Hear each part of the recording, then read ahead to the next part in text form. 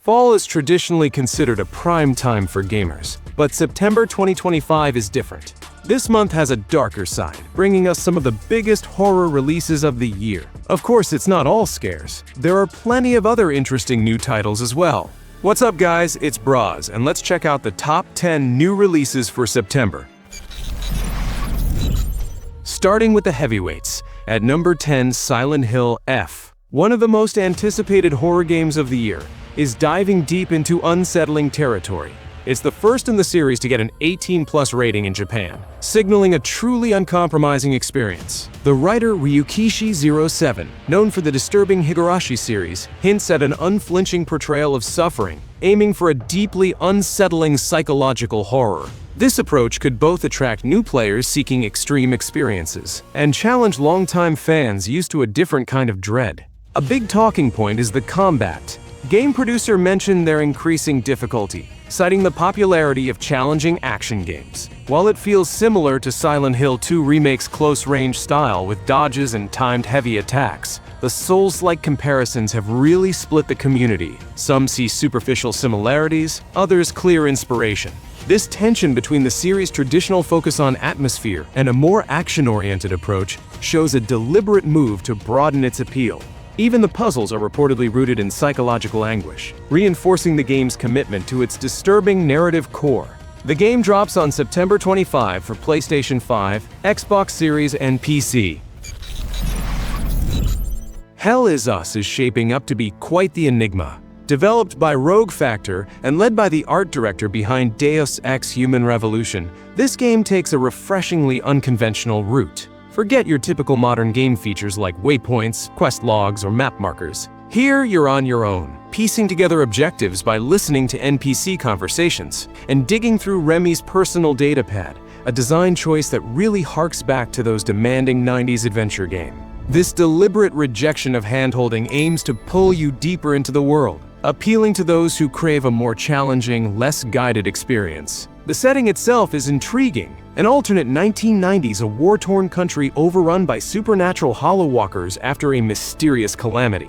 You play as Remy, a UN peacekeeper, engaging in intense melee combat. But here's the kicker. Your maximum stamina is directly tied to your current health. Take damage and your stamina shrinks, making you weaker and more vulnerable. This system turns every fight into a high-stakes risk-reward decision, pushing you beyond simple resource management. It's described as a blend of investigation and action RPG with some Souls-like elements, promising a challenging and atmospheric journey inspired by films like Annihilation. The game is set to launch on September 4th, arriving on PlayStation 5, Xbox Series, and PC. I just finished playing Dead Space Remake and thought I'd take a break, but nope. Bloober Team, known for their psychological horror and Silent Hill 2 Remake, is stepping into new territory with Cronos: The New Dawn. This game marks a smart move. They're diversifying into sci-fi horror, explicitly to avoid overlap with their Silent Hill project. This allows them to explore new themes and mechanics, while leveraging their knack for incredible atmospheric tension. One feature that really stands out is the merge mechanic. When enemies, the orphans, go down, they don't stay down for long. If you don't burn their bodies, nearby orphans can absorb them, transforming into faster, stronger, and more horrifying abominations with new abilities. This creates a push-your-luck type of gameplay, forcing you to constantly weigh expending resources against facing a much tougher mutated threat. It pushes strategic decision-making beyond simply clearing a room. As the Traveler, an agent from a dystopian future, you're journeying back to 1980s Poland, exploring environments inspired by real places, all to prevent an apocalypse. Oh, and for those of you who love cats, there's a quirky detail. You can actually rescue this little friends during your horrifying journey. Cronos: The New Dawn is set to launch on September 5 across PlayStation 5, Xbox Series, PC, and Nintendo Switch 2. Borderlands 4 is hitting shelves with a pretty wild claim from Gearbox: over 30 billion unique weapons. This isn't just marketing fluff. It's achieved through advanced procedural generation and a groundbreaking new weapon customization system.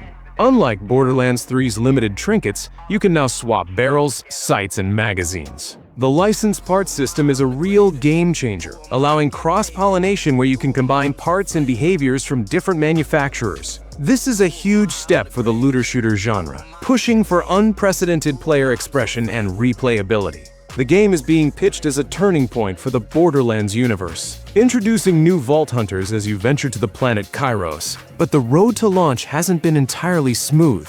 Gearbox CEO Randy Pitchford's initial suggestion of an $80 price tag caused a massive uproar, forcing the publisher to quickly confirm the price would stick to $70. The Switch 2 version also raised eyebrows for requiring a download even for physical copies, and targeting mostly 30 FPS. These pre-release controversies highlight how sensitive the gaming community is becoming to pricing and port quality. Despite the drama, Gearbox is promising their biggest world yet, as seamless as it can be thanks to the power of technical bullshit. That allows for less borders and more lands, as the developers say. Borderlands 4 arrives on September 12 for PS5, Xbox Series, and PC, with a Switch 2 release following in October. Dying Light is back, and this is the most brutal, most savage, and most insane entry we've ever seen. This is a title that gets back to the series' primal, terrifying roots. And above all, this is a game about embracing your inner monster. Our old pal Kyle Crane is back, but after 13 years of experiments, he's no longer human. He's got a brand new beast mode. You can't even fully control it. It triggers automatically when you deal or take enough damage, turning you into an unstoppable killing machine. The developers said they were inspired by Pac-Man. No joke. Just like Pac-Man eats a power pellet and becomes the hunter, Crane becomes the predator and the infected become the prey. But the real juice here is in the details. Techland completely overhauled the gore system, doubling the number of gore nodes to allow for more precise dismemberment. You can now chop off limbs and shatter skulls with pinpoint accuracy. For the realistic blood splatter textures, they literally bought buckets of fake blood and filmed actors falling on the floor to capture the smears and stains. Talk about dedication. This shows Techland is fully committed to their brutal heritage, delivering a horror experience that will genuinely terrify you. Dying Light the Beast is now officially set to launch on September 19th for PS5, Xbox Series, and PC. Frostpunk 2 is finally making its console debut, and 11-bit studios clearly put a lot of thought into console accessibility, building on their knowledge with the original Frostpunk console edition. They've implemented refined controls and an intuitive, streamlined circular interface, specifically designed for gamepads, giving you quick access to vital actions. Beyond just making it playable on consoles, the game introduces a more flexible design philosophy. There's a new Serenity mode that offers a much more relaxed experience, with milder weather, abundant resources, shorter whiteouts, and no faction conflicts. At the same time, core mechanics like heat management have been reworked, now focusing on local district levels instead of global demand, adding new layers of complexity for veteran players. The idea tree also sees an expansion with new research topics, buildings, and laws. Plus, it's upgraded to Unreal Engine 5.4.3, promising performance optimizations, and even the modding tools have seen improvements. Frostpunk 2 launches on September 18th for PS5 and Xbox Series, and will be available day one on Xbox Game Pass. If there was a most cringeworthy Game of the Year award, this game would win it without a doubt. Baby Steps. It's definitely a unique, almost absurd take on gameplay. This game completely flips core gaming expectations by making the most basic action, walking, the central hilarious challenge. Unlike 99% of games where movement is just a simple stick push, here you're controlling protagonist Nate's individual legs with bumpers and triggers, which leads to intentional flops, falls, and some truly comical setbacks, often compared to Q-Wop game. A deliberate awkwardness, mixed with absurd humor in cutscenes that feel straight out of Looney Tunes, creates a bizarre blend of frustration and unexpected engagement. The game throws you into a vast, unguided open world with no map, no waypoints, no checkpoints, and no fast travel. You're encouraged to explore purely based on visual cues, and the main character Nate, thankfully, can't actually die no matter how far he falls.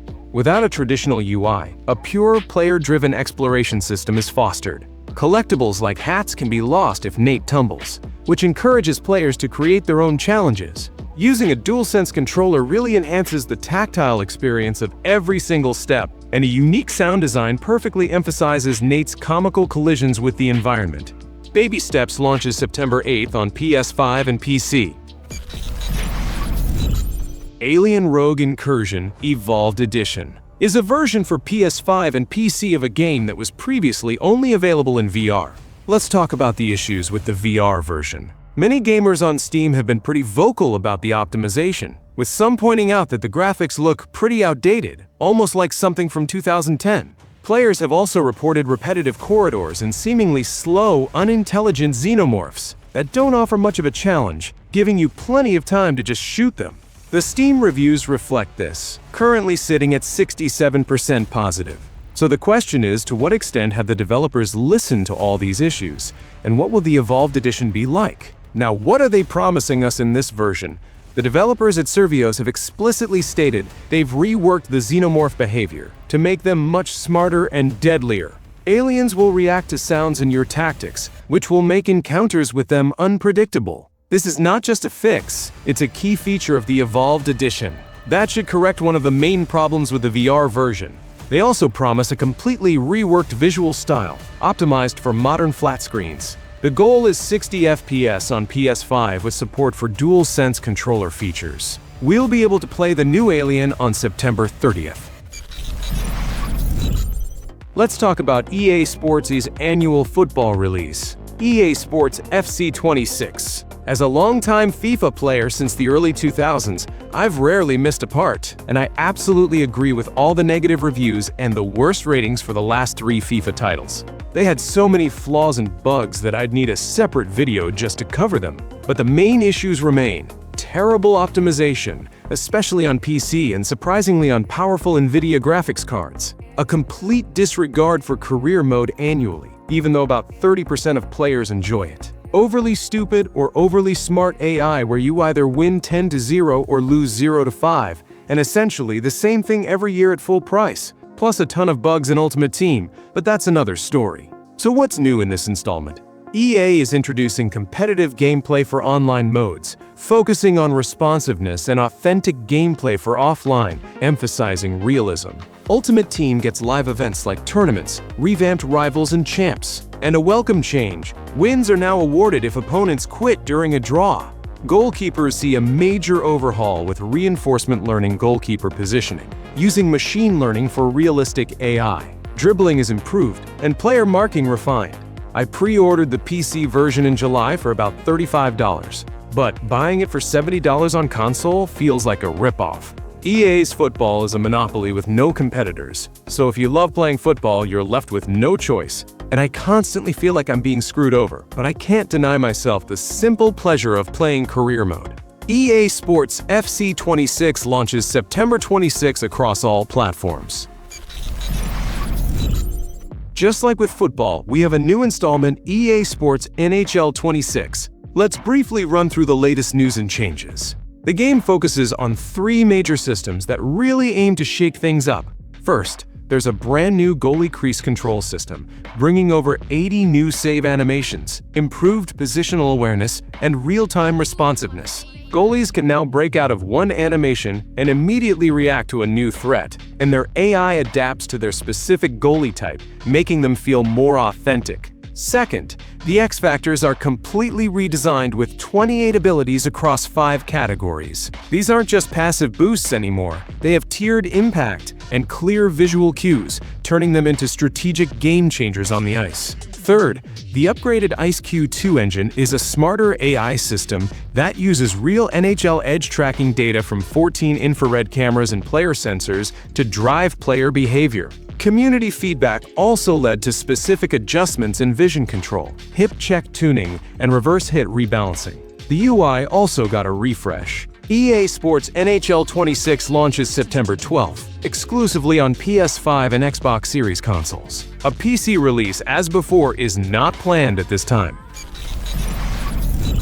Final Fantasy Tactics: The Ivalice Chronicles. A highly anticipated tactical RPG, is a masterclass in fan service and accessibility, offering 2 distinct versions right out of the gate. You get an enhanced edition with improved graphics, full voice acting, and refined gameplay, perfect for modern players. But for the purists, there's also a classic version that retains the original 1997 graphics and gameplay, but with the beloved War of the Lions translation. The game is set in the richly detailed medieval kingdom of Ivalice, a world deeply connected to Final Fantasy XII and Vagrant's story, where players follow Ramza Beolve during the War of the Lions. A cornerstone of the series is its incredibly deep job system, featuring over 20 jobs like White Mage and Dragoon, and hundreds of abilities that can be used across different jobs, allowing for extensive strategic customization.